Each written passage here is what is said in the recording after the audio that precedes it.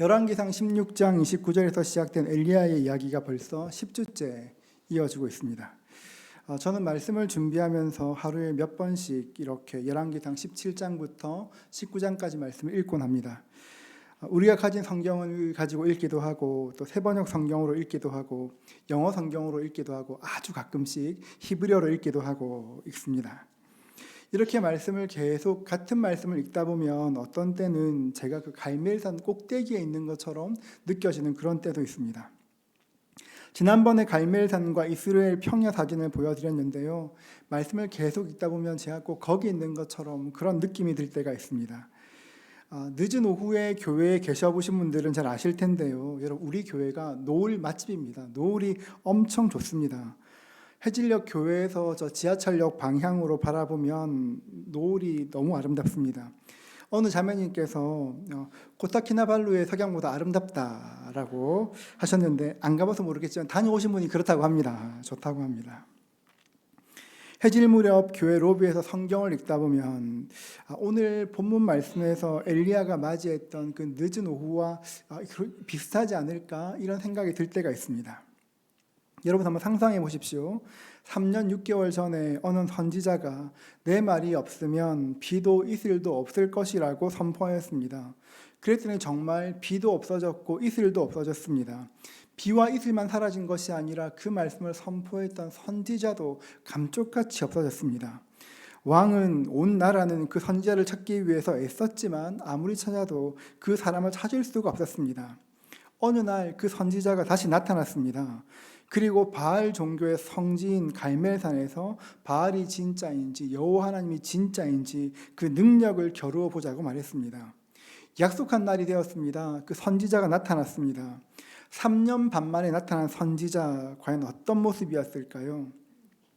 엘리야는 가뭄이 계속되는 동안 그 사르밧 여인의 집에 있었습니다. 그곳에서 빵과 떡을 먹으며 물을 먹으며 살았습니다. 꽤나 야위였을 것입니다. 야윈 몸에 약대 털옷을 입은 그 모습이 꽤 초라해 보였을 것입니다. 그렇다면 바알의 선지자는 어땠을까요? 바알 선지자들은 이세벨의 상에서 함께 먹고 마셨다고 성경 기록합니다. 왕궁에서 잘 먹었을 것입니다. 그러니까 얼굴에 윤기도 흐르고 몸도 좋았을 것입니다. 옷도 그 약대 털옷이 아니라 굉장히 화려하고 근사한 옷을 입고 있었을 것입니다. 그런 사람들이 줄을 지어서 당당하게 산 위로 올라갔습니다. 보기만 해도 굉장히 이렇게 멋져 보였을 것입니다. 산 밑에서 사람들이 그 모습을 지켜보고 있었습니다. 25절을 보면 이렇게 말합니다. 엘리야가 바알의 선지자들에게 이르되 너희는 많으니 먼저 송아지 한 마리를 택하여 잡고 너희 신의 이름을 부르라. 그러나 불을 붙이지 말라. 제사를 시작하기 전에 엘리야가 먼저 말합니다. 너희가 숫자가 많으니까 송아지를 먼저 택해서 잡고 너희 신의 이름을 부르라고 말합니다. 제물을 먼저 선택하라는 것입니다. 우리는 이 말씀 읽어도 그런가 보다 생각하지만 당시 바알 선지자들에게는 깜짝 놀랄 만한 제안이었을 것입니다. 왜냐하면 당시 사람들은 그 신관이 어떠냐 그렇게 하면 지성이면 감천이다 생각했습니다.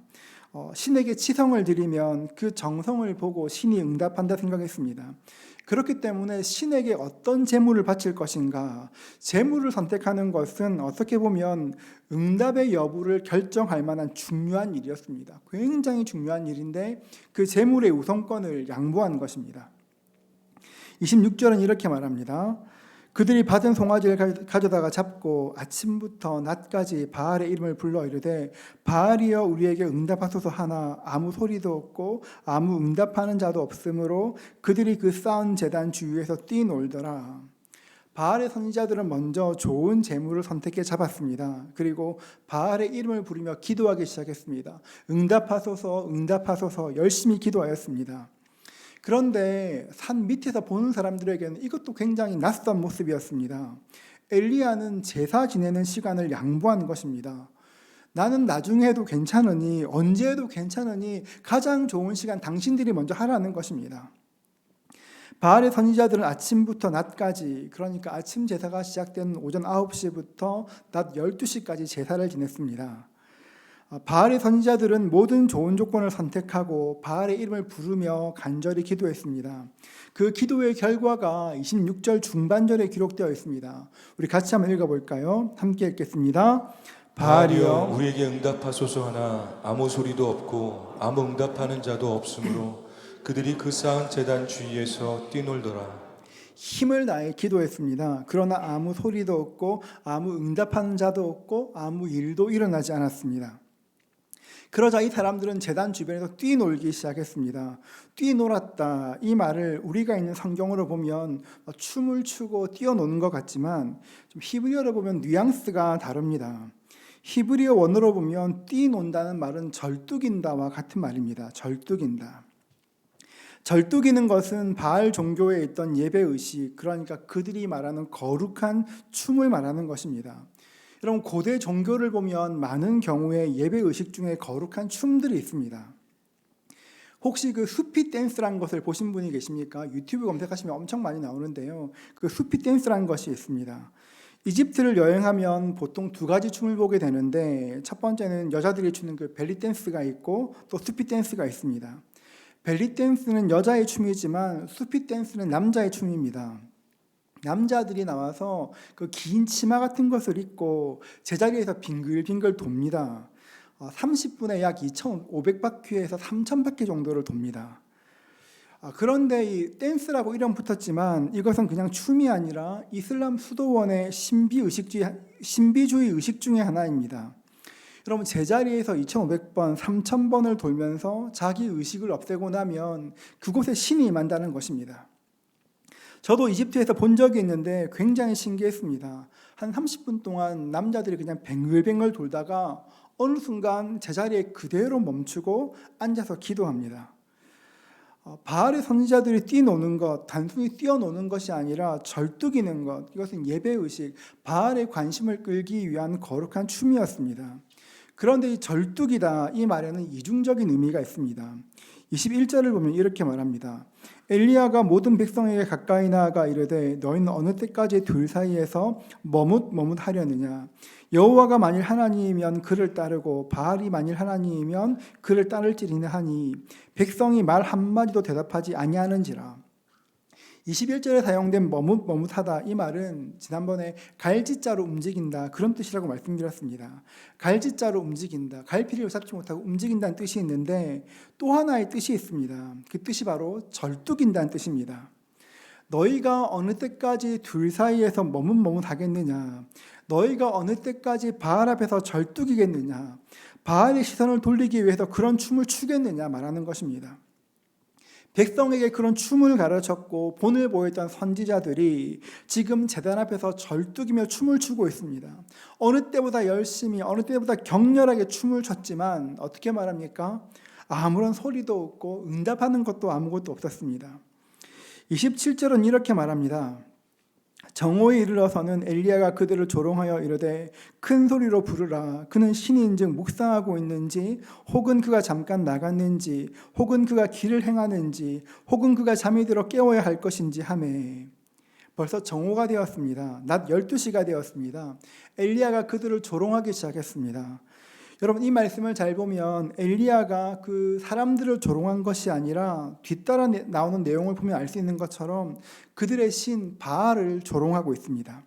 신인즉 묵상하고 있는지, 너희가 큰 소리를 지르고 있지만 깊이 묵상한다고 너희 소리를 못 듣는 것이 아니냐, 잠깐 나갔는지. 여러분, 이 말씀을 굉장히 고상하게 번역했는데 표준 세번역 성경은 이렇게 말합니다. 아니면 용변을 보고 있을지, 지금 너희 신이 화장실에 있어서 너무 급해서 못 듣는 것이 아니냐 하는 것입니다. 길을 행하는지, 이것은 고대 바알의 신화와 관계가 되어 있는데요. 바알은 사막 끝에서 사냥을 즐기는 신이니 혹시 사막 끝에 있어서 사냥한다고 목소리 못 들을 수 있으니 한번 목소리가 들리도록 기도해 보라는 것입니다. 잠이 들어 깨워야 할 것인지, 여러분, 고대 근동의 신화를 보면 큰 신, 대단한 신일수록 잠을 잡니다. 엘리야는 그 신화를 이야기하면서 말하는 것입니다. 너희 그 대단한 신이, 너희 그 엄청난 신이 잠자고 있을 수 있으니까 소리쳐서 깨워보라는 것입니다. 28절은 이렇게 말합니다. 이에 그들이 큰 소리로 부르고 그들의 규례를 따라 피가 흐르기까지 칼과 창으로 그들의 몸을 상하게 하였더라. 엘리야가 자기의 신들을 조롱하는 것을 듣고 그들의 규례대로 칼과 창으로 몸을 그어 상하게 하였습니다. 여러분, 이것은 바알 예배의 핵심 요소입니다. 고대 가나안 사람들은 바알 신은 겨울에 죽고 봄에 부활한다 생각했습니다. 바알이 죽고 나면 비를 내릴 신이 없고 농사를 지을 수 없기 때문에 봄이 될 무렵 사람들이 바알을 살려야 했습니다. 바알을 살리는 중요한 의식 중 하나가 칼과 창으로 자기의 몸을 상하게 하는 것이었습니다. 우리나라에서 그 작두를 타는 그런 무당들이 영험하다 이야기 듣는 것처럼 칼과 창으로 몸을 상하게 하는 것은 자기들의 영역을 나타내는 나름대로의 방법이었습니다. 칼과 창으로 몸을 찌르고 상하게 했습니다. 온몸에 피가 흥건했을 것입니다. 그 피가 낭자한 그 모습으로 바알에게 소리치며 기도하였습니다. 29절 말씀인데요. 우리 같이 읽도록 하겠습니다. 29절입니다. 이같이 하여 정오가 지났고 그들이 미친 듯이 떠들어 저녁 소재 드릴 때까지 이르렀으나 아무 소리도 없고 응답하는 자나 돌아보는 자가 아무도 없더라. 이같이 정오가 지났고 이제 저녁 소재 드릴 때가 되었습니다. 저녁 소재는 오후 3시에 드리는 제사입니다. 오전 6시부터 오후 3시까지 거의 6시간 동안 제단 앞에서 자해하면서 절뚝거렸습니다. 성경은 이들의 모습을 어떻게 말하냐면 미친 듯이 떠들었다 이렇게 말합니다. 바알의 선지자들은 바알의 관심을 얻기 위해서 미친 듯이 떠들었습니다. 스스로 몸을 자해하며 미친 것처럼 보였습니다. 그런데 그 일의 마지막은 어떻습니까? 아무 소리도 없고 응답하는 자나 돌아보는 자가 아무도 없더라. 아무 소리도 없고 응답하는 사람도 없고 돌아보는 사람도 없었습니다. 26절부터 29절까지 바알 선지자의 제사를 묘사하고 있는 말씀을 보면 없다는 말이 5번이나 반복됩니다. 소리도 없고 응답하는 사람도 없고 돌아보는 사람도 없고 아무도 없다 그렇게 말합니다. 성경은 바알이 응답하지 않았다 말하지 않습니다. 성경을 잘 보십시오. 성경은 바알이 응답하지 않았다 말하는 것이 아니라 성경은 바알은 없다라고 이야기합니다. 이것이 우상에 대한 성경의 냉정한 평가입니다. 29절 말씀을 한참 동안 묵상했습니다. 그 말씀 묵상하는데 참 마음이 아파왔습니다. 정오가 지났습니다. 저녁 소재 드릴 때까지 미친 듯이 떠드는 자기의 몸을 해하면서 미친 듯이 이렇게 해하는 그 사람들의 그런 모양들이 그 모습들이 그려졌습니다.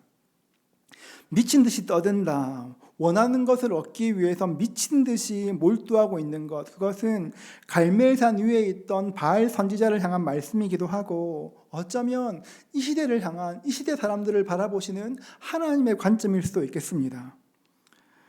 제가 이 말씀을 계속 읽고 묵상하는데 책을 한 권 추천받게 되었습니다. 요즘 그 인터넷 서점들이 읽는 책의 취향에 따라 책을 추천하지 않습니까? 이번 추석 명절에 인터넷 서점이 저에게 추천한 책 중에 한 권의 제목이 이렇습니다. 강남은 거대한 정신병동이다. 이런 책입니다. 평상시에 목사님이 어떤 책을 읽길래 저런 게 추천되나 싶겠지만 그렇습니다. 이 책은 강남에서 30년 동안 진료하신 정신과 전문의가 쓴 책입니다. 제목이 좀 도발적인데요. 이 책에 보면 책 제목을 이렇게 지은 이유가 나옵니다. 강남에는 전국에 내노라하게 예쁜 여자들이 다 올라온다. 큰 돈을 쉽게 벌 수 있기 때문이다. 그러나 돈이 들끓는 곳에는 사기도 들끓는다. 사랑도 팔고 우정도 팔고 배신도 하고 엮고 고소하고 등쳐먹고 거짓말하고 많은 여자들이 정신과를 찾는다. 그중 한 여자가 말했다. 강남은 정말 커다란 정신병원이에요. 이렇게 이야기를 시작하면서 서현역에서 있었던 칼부림 사건이나 우울증이나 최근에 논란이었던 50-50 사태 같은 것까지 다 이야기합니다. 저자가 여러 이야기를 하다가 강남이 지금처럼 거대한 정신병원이 된 이유 중에 하나가 지극한 배금주의 때문이라고 이야기합니다. 배금주의, 여러분 배금주의, 돈을 신처럼 모시는 것 아니겠습니까? 강남이 이렇게 된 것에는 돈을 신처럼 모시는 배금주의에 있다고 말합니다. 강남에서 30년 동안 정신의학과를 하면서 사람들을 겪다 보니까 강남 사람들의 대화는 딱 이렇게 2문장으로 요약할 수 있다고 합니다. 첫째는 너 돈 있냐 하는 것이고 둘째는 얼마나 있냐 하는 것이라고 합니다. 어떤 이야기를 하건 간에 그 끝에는 결국에 너는 얼마나 가지고 있냐? 너는 어떤 집에 사냐? 너 한 달에 수입이 얼마냐? 이런 이야기, 모든 이야기의 끝이 돈으로 집중된다는 것입니다. 강남의 이야기라고 하지만 여러분 정말 강남 사람들만 이렇게 이야기할까요? 여러분은 어떠십니까? 이번 추석 때 위례에 계시는 작은 교회 목사님들을 만나 이야기도 나누고 작은 정성들을 나누었습니다. 그때 들었던 이야기인데요. 어느 목사님의 아이가 올해 유치원에 입학하게 되었습니다. 꽤 재밌게 다녔습니다. 그런데 어느 날 그 아이가 목사님께 질문했습니다. 아빠, 우리 집 몇 평이야? 아빠, 우리 집 몇 단지야? 이 이야기를 듣고 어떻게 답해야 될지 몰라 난감했다는 이야기를 들었습니다. 그런데 이 책에서도 그대로 이야기합니다. 어른들의 생각은 아이들에게도 그대로 내려간다. 친구들을 만날 때에도 그 친구의 어떠함이 아니라 돈으로 사는 곳으로 사람을 평가하게 되고 그것이 전부인 것처럼 생각하게 된다. 우리 아이들은 어떨까요? 우리 아이들은 어떤 생각으로 살고 있을까요? 저자는 책을 쭉 쓰고 난 다음에 이렇게 마무리합니다. 우리가 부러워하는 것의 많은 것들은 대부분은 허상이다.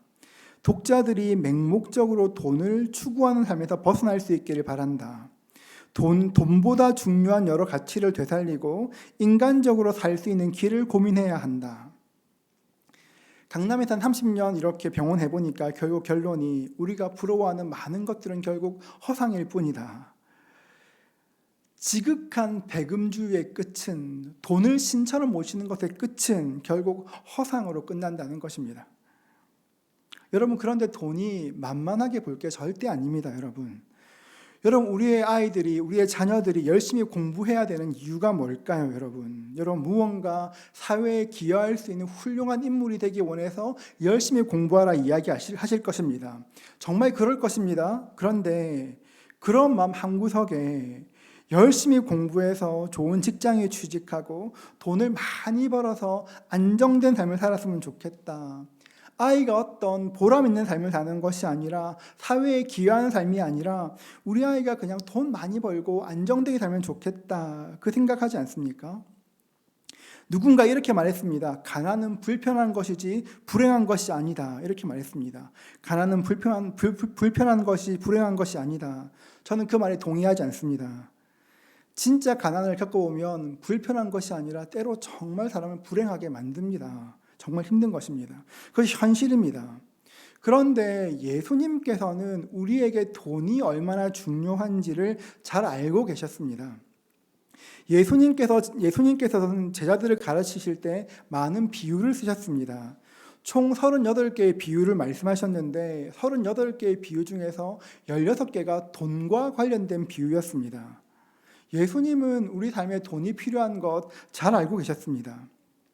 우리가 잘 아는 달란트 비유, 불의한 청지기가 돈을 탕감해주는 비유, 부자 청년 비유, 예수님은 물질이, 돈이 우리 삶에 얼마나 큰 영향을 미치는지 잘 아셨습니다.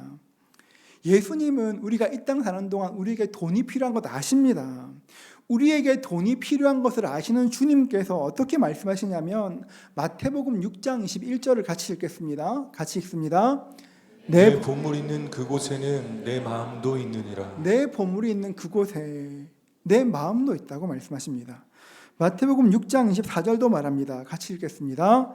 한 사람이 두 주인을 섬기지 못할 것이니 혹 이를 미워하고 저를 사랑하거나 혹 이를 중히 여기고 저를 경히 여김이라.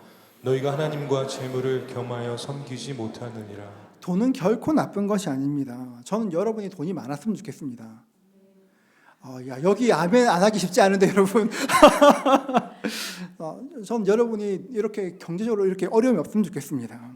그런데 우리가 깜빡 정신을 놓으면, 돈이 참 중요하다 보니까 깜빡 정신을 놓으면 돈이 우리 인생의 주인 노릇하려 할 때가 있습니다. 분명 우리는 고백할 때 예수님이 내 인생의 주님이라 고백합니다. 예수님이 내 인생의 주인이라 고백합니다. 그런데 살다 보니까, 이 세상 살다 보니까 나도 모르게 깜빡 정신 놓으면 돈이 내 삶의 주인 노릇하게 되고 미친 듯이 돈을 위해 살게 되는 것입니다. 여러분 한번 돌아보십시오. 여러분이 열심히 사는 이유가 무엇입니까? 여러분이 열심히 공부하는 이유는 무엇입니까? 돈을 많이 벌어서 가고 싶은 곳에 가서 원하는 만큼 살 수 있고, 무엇이든지 가격표 안 보고 구입할 수 있고 부담 없이 언제든 맛집에 갈 수 있고, 아니 근사한 집을 구입하고 멋진 차를 타는 것, 돈을 많이 벌어서 안정된 하루를 사는 것이 우리의 목표라면, 이것이 우리의 목표라면 어쩌면 29절의 그 말씀이 우리에게 적용될 수도 있습니다. 이같이 하여 정오가 지났고 그들이 미친 듯이 떠들어 저녁 소재 드릴 때까지 이르렀으나 아무 소리도 없고 응답하는 자나 돌아보는 자가 아무도 없더라. 정말로 도움이 필요한 순간이 있는데, 정말로 절실한 도움이 필요한 그 순간이 있는데 아무 소리도 없고 응답하는 자나 돌아보는 자가 없는 그 일이 우리의 일이 될 수도 있다고 이야기하는 것입니다. 그렇기 때문에 여러분, 우리가 고민해야 될 것은 우리는 미쳐도 올바르게 미칠 수 있어야 합니다. 미쳐도 돈에 미치는 것이 아니라 우리 삶에서 의미 있는 삶이 무엇인지를 고민해야 합니다. 무엇이 내 삶을 의미 있게 하는가, 무엇이 내 삶을 삶되게 하는가를 고민해야 된다는 것입니다. 의미 있는 삶을 살라고 이야기하면 꼭 여러분이 어디 멀리 단기 선교사로 가야 될 것 같고, 아니면 여러분의 많은 돈을 들여 어려운 사람을 도와야 될 것 같고, 이런 거 생각하지만 여러분, 그게 전부가 아닙니다. 여러분, 하나님 안에서 우리의 생활을 바라보면 우리의 일상 속에 뜻밖의 의미 있는 것들이 있다는 것을 발견할 수 있습니다. 작은 것이지만 이웃과 나눌 수 있고, 순간순간 가운데, 삶의 순간순간 가운데 가족들과 의미 있는 삶을 살 수 있는 것들을 찾을 수 있습니다. 여러분, 외적으로 보이는 것에서만 의미를 찾지 마십시오. 하나님께 돌아보시고 한번 기도해 보십시오. 내 삶이 이 땅의 것에 미치는 것이 아니라 하나님께 미칠 수 있기를, 하나님께서 원하시는 그 의미 있는 삶이 내 삶 가운데 이루어질 수 있기를 한번 기도해 보십시오. 사실 우리 모두가 의미 있는 삶을 꿈꿉니다. 그런 삶을 살고 싶습니다. 그런데 왜 못 사는지 아십니까? 그렇게 사는 것을 본 적이 없기 때문에 그렇습니다. 누구도 어떻게 살아야 의미 있다고 말해주지 않았기 때문에, 그 삶을 본 적이 없기 때문에 어떻게 살아야 될지를 모르는 것입니다. 그럼 우리는 어떻게 해야 될까요? 저는 요즘 제가 늘 기도하는 것이 있습니다. 하나님, 제가 본 적이 없어서 꿈이 꾸어지지 않습니다. 하나님, 보여주십시오. 하나님께서 원하시는 것을 저에게 보여주시고 그 삶을 살아낼 수 있도록 능력을 더하여 주시옵소서.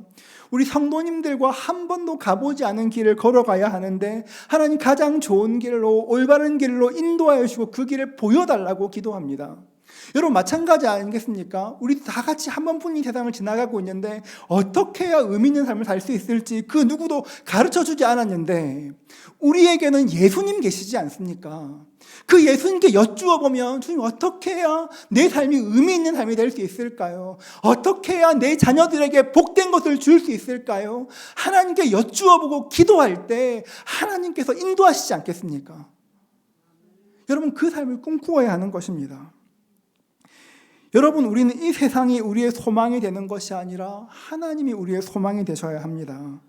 하나님이 소망이라고 이야기하면 구체적으로 손에 잡히는 것이 없을 수도 있습니다. 여러분, 그러나 뭔지는 정확히 모를 수 있으나 방향은 정확하게 알아야 합니다. 어떻게 사는 것이 하나님 나라를 사는 것인지 모를 수 있습니다. 그런데 방향을 알고 하나님 말씀 붙들고 그 길을 가기 원하면 하나님께서 우리의 삶을 한 걸음 한 걸음 인도해 가시는 것입니다. 하나님께서 꿈꾸시는 곳으로, 하나님이 원하시는 곳으로 한 걸음 한 걸음 인도하시고 우리 인생을 후회 없는 인생으로 바꾸어 주시는 것입니다. 여러분, 한번 돌아보십시오. 여러분은 지금 무엇에 미쳐 있습니까? 여러분, 우리가 세상 것으로 미치려고 할 때마다 하나님께로 시선을 돌려야 합니다. 여러분, 세상이 줄 수 있는 것, 좋은 건 많습니다, 여러분. 그런데 하나님께 나아가면, 주님과 교제하면 세상이 줄 수 없고 알 수도 없는 것들이 수도 없이 있는데, 그 보화가 있는데 많은 사람들이 그 보화를 찾아가지 않습니다. 저는 여러분들이 하나님께 기도할 때마다 상상할 수 없는 그 은혜가 임하는 것들을 경험할 수 있기를 축복합니다. 기도할 때마다 깨닫는 소리가 있고 응답하시는 주의 음성을 경험하고 돌아보신 하나님 만날 수 있기를 축복합니다. 여러분, 우리의 삶은 결코 아무 소리도 없고 응답하는 자나 돌아보는 자가 없는 삶이 아니라 우리에게는 하나님이 계십니다. 이것이 우리 인생입니다. 하나님이 우리 인생의 소망 되시기 위해서 가끔은 우리가 너무 소중하게 여기는 것들을 덜어내어야 할 때도 있습니다. 내가 좋아하는 것들을 미룰 때도 있고 그것들을 포기해야 되는 순간이 있을 수도 있습니다. 예수 향남교회를 담임하시는 정갑신 목사님의 책에서 읽은 이야기입니다. 서울에서 큰 교회를 담임하시다가 시흥에 작은 교회를 개척하게 되었습니다. 아마 시흥에서도 꽤 시골이었던 것 같습니다. 목사님께서 개척을 시작하시고 얼마 안 돼서 옆 동네 장로님께서 정기적으로 계란을 이렇게 가져다 주셨습니다. 계란 한 판이 30알 아닙니까? 30개인데 어떤 날은 12개도 되고 어떤 것은 20개도 되고 그랬습니다. 어떤 계란은 좀 울퉁불퉁하고 또 어떤 계란은 이렇게 배설물도 묻어있고 깃털도 묻어있는 그런 계란이었습니다. 그런데 계란 맛이 또 괜찮았습니다. 그렇게 1년쯤 장로님이 주셨습니다. 어느 날 장로님이 오셔서 그 계란이 어떤 계란인지 설명해 주셨습니다. 양계장에 가면 계란을 낳다가 더 이상 알을 낳지 못하는 닭들이 있습니다. 그 보통은 폐계라고 부르는 닭인데요. 양계장에서는 닭이 알을 낳지 못하면 닭을 폐기 처분하거나 아주 싸게 판다고 합니다. 15년 전쯤 가격인데요. 당시 양계장 가면 폐계 한 마리를 500원에 살 수 있다고 합니다. 그래서 2만 원 주고 한 40마리 사가지고 집으로 온다고 합니다. 닭을 가져와서는 닭을 거의 한 일주일 정도 굶긴다고 합니다. 닭을 한 일주일쯤 굶기면 닭의 몸속에 그동안 쌓여있던 항생제, 노폐물 쫙 빠진다고 합니다. 그렇게 한 열흘쯤 되었을 때 마당에 풀어놓고 잔반 같은 것을 주면 열심히 먹는다고 합니다. 잔반도 먹고 땅을 파서 지렁이도 잡아 먹고 벌레도 먹는다고 합니다. 그렇게 한 2주가 지나면 닭들이 체질 개선이 되고 그때부터 알을 낳는다고 합니다. 그러니까 양계장에서 더 이상 알을 낳지 못하는 닭들을 버리는 닭들을 500원에 사다가 굶긴 다음에 먹이면 그때부터 또 1년 동안 알을 낳는다고 합니다. 제가 검색해 보니까 이렇게 하면 사업성이 없어서 안 되는 것이지 실제로 된다고 합니다. 일부 설교를 마치고 어느 분이 오셔서 말씀하셨습니다. 내가 그 닭을 보았노라고 먹었다고 말씀하셨습니다. 이게 닭이 처음에 올 때는 털이 다 빠져 있는데 시간이 나면 그렇게 좀 굶긴 다음에 다시 먹이면 털도 좋아지고 이렇게 좋아진다고 합니다. 이 책 읽으면 생각하였습니다. 가끔씩 우리는 바알신이 아니라 하나님을 믿고 있고 하나님께 기도하고 있는데 아무 소리도 없고 응답하는 자도 없고 돌아보는 자도 없는 것 같은 그 순간이 있을 때가 있습니다. 나는 분명 하나님 믿고 있는데 너무 내 삶이 메마르게 느껴질 때가 있습니다. 그런 순간이 되면 참 괴롭습니다. 그런데 하나님께서 우리에게 아무 말씀도 하지 않으시고 응답하시지도 않고 돌아보시지 않는 것처럼 생각되는 그때가 하나님이 우리를 생각하지 않으시는 때가 아니라 어쩌면 우리에게 쌓여있는 그런 영적인 노폐물들을 제거하시는 시간일 수도 있습니다. 나에게 쌓여있던 모든 더러운 것들 그 시간을 통해서 벗겨내시는 시간일 수가 있습니다. 우리가 세상을 향해 미쳐있는 것들, 세상이 나에게 만족 줄 것이라 생각하고 세상에 몰두했던 것들, 우리 영혼에 쌓여있는 수많은 노폐물과 불순물들이 빠져나가는 때가 있을 수 있습니다. 여러분 삶 가운데 여러분을 미치게 하는 것이 무엇입니까? 여러분 직면하십시오. 그리고 그것들을 제거하실 수 있기를 축복합니다. 나를 미치게 하는 것들을 제거했다면 그 다음 해야 될 일이 있습니다. 30절 말씀인데요. 30절 말씀을 같이 읽도록 하겠습니다. 엘리야가 모든 백성을 향하여 이르되 내게로 가까이 오라. 백성이 다 그에게 가까이 가매 그가 무너진 여호와의 제단을 수축하되. 그 다음 해야 될 일이 있다면 하나님께 가까이 나아가는 것이고 무너진 여호와의 제단을 다시 쌓는 일을 해야 합니다. 무너진 제단이라는 말은 두 가지 의미가 있습니다. 첫 번째로는 고의적으로 훼손된 제단입니다. 갈멜산에는 원래 하나님을 예배하는 단이 있었는데 바알의 선지자들이 고의적으로 무너뜨린 그런 제단일 수 있습니다. 또 하나의 의미는 찾는 이가 아무도 없어 무너져 내린 제단일 수도 있습니다. 고의로 회파한 제단일 수도 있고 시간이 지나 아무도 찾는 이가 없어 무너진 제단일 수도 있습니다. 어떤 이유 때문에 무너진 제단일지 모르나 중요한 것은 그 제단을 다시 쌓아야 한다는 것입니다. 나를 미치게 하는 것을 알고 그것을 제거하는 것으로 만족하는 것이 아니라 제단을 쌓아야 하늘에서 불이 임하게 되는 것입니다. 이 말씀을 묵상하다가 우리에게는 어떤 무너진 제단이 있을까 곰곰이 생각해 보았습니다. 지난 3년 반 코로나 기간을 지나면서 여러분 어떤 삶을 사셨습니까? 3년 반 생각해 보니까 여러분 엘리야의 가문과 똑같은 시간인데요. 여러분의 제단은 어떻습니까? 코로나 시즌을 거치면서 세상이 완전히 변화했습니다. 수많은 변화가 생겼습니다. 코로나 3년 반을 지나고 나니까 우리는 3년 전과 전혀 다른 세상 속에 살게 되었습니다. 세상의 가치관도 수도 없이 바뀌었습니다. 수없이 가치관이 바뀌었습니다. 그런데 그 수없이 많은 바뀐 가치관들이 여과 없이 교회로 흘러 들어오고 있습니다. 예전에 주일날 되면 교회 와서 예배하는 것 당연하다 생각했는데 지금은 온라인으로 할 수도 있고 교회 와서 예배 드릴 수도 있고 많은 옵션들이 있습니다. 여러분 우리의 생각, 여러분 그 나쁘다는 말 아닙니다. 온라인 예배 저 좋습니다. 좋아합니다. 좋습니다. 대면 예배 괜찮습니다. 그런데 제가 말하는 것은 예배의 형태를 말하는 것이 아니라 예배에 대한 간절함이나 예배에 대한 마음들이 어떻습니까? 우리 생각들이 너무 편해지지 않았습니까? 우리 삶 가운데 여러분 우리 삶 가운데 예배를 드리는 것도 어떤 옵션 중에 하나가 되지 않았습니까? 여가를 즐기는 것도 일상이 되었습니다. 여러분 이번 추석 명절 잘 쉬셨죠, 여러분? 이번 며칠이었나요? 6일이었나요? 5일이었나요? 아무튼 오래 쉬셨죠, 여러분? 네, 그런데 지난 추석이 끝난 화요일 저녁에 카톡방에 어느 분이 2025년 달력을 올려주셨습니다. 2025년 추석 때 여러분 기뻐하십시오. 적어도 일주일 동안 빨간 달이 계속됩니다. 여가를 즐기는 것 굉장히 좋습니다. 괜찮습니다.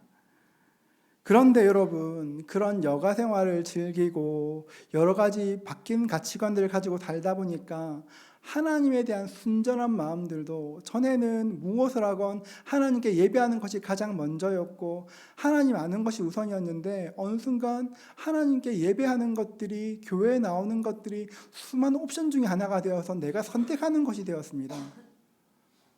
여러분 그것이 그냥 된 것이 아니라 제단이 무너져 내린 것입니다. 우리가 평생 동안 쌓아 올렸던 그 제단이 무너져 내린 것입니다. 지금 해야 될 것이 있다면 다시 우리의 마음을 새롭게 하고 하나님께로 마음을 돌리는 것입니다. 내가 예전에 하나님께 예배했던 것처럼 그 순전한 마음을 위해서 하나님께 간절히 기도하며 제단을 쌓아야 하는 것입니다. 제단을 다시 쌓지 않으면 하나님께 예배할 수 없고 제단이 없으면 하늘의 불이 이 땅에 임할 수도 없습니다. 우리를 미치게 하는 것들을 다 제거하고 제단을 쌓고 하나님 이름 부르면 이제 모든 준비가 끝난 것입니다. 그러면 하나님의 불이 하늘로부터 임할 것입니다. 하늘에서 불이 내려 모든 헛된 것들을 태울 것입니다. 3년 반의 가뭄 다 끝나고 주님께서 다시금 새로운 비를 허락하실 것입니다. 여러분의 마음의 제단은 어떻습니까? 어떤 제단이십니까? 여러분의 제단을 다시 세우실 수 있기를 축복합니다. 이제 특세가 얼마 남지 않았습니다. 여러분 기도하며 준비하실 수 있기를 바랍니다. 은혜를 구하십시오. 지혜로운 사람은 때를 분별하는 사람입니다. 피리를 불면 춤출 수 있고 기도의 자리로 부르면 달려오는 사람이 지혜로운 사람입니다. 여러분 되게 너무 이렇게 옛날 얘기처럼 들릴지 모르겠지만 우리가 그렇게 나와서 기도하고 하는 것들 어쩌면 우리 삶의 신앙을 회복하는 골든타임일 수도 있습니다. 우리가 다 같이 나와서 예배하고 기도하는 것들이 그냥 그렇게 예배하는 것이 아니라 어쩌면 마지막 때를 준비할 수 있는 우리 신앙의 골든타임이 될 수도 있는데 여러분 그 시간들을 잘 지킬 수 있기를 축복합니다. 쉽지 않지만 하나님께 예배하는 것보다 중요한 것이 없습니다.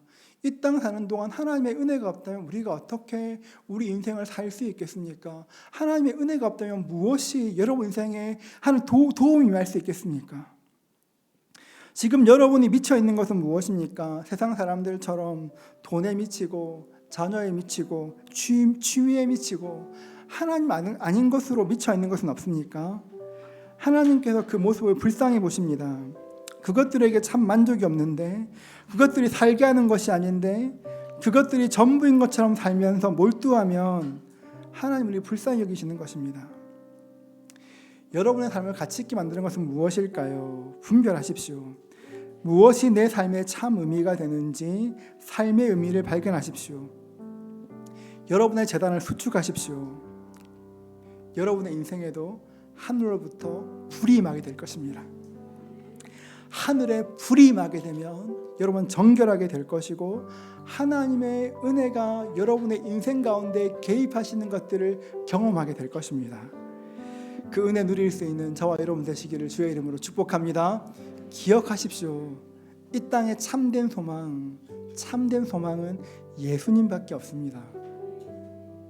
그 예수님을 기억할 수 있는 저와 여러분 되시기를 주님의 이름으로 축복합니다.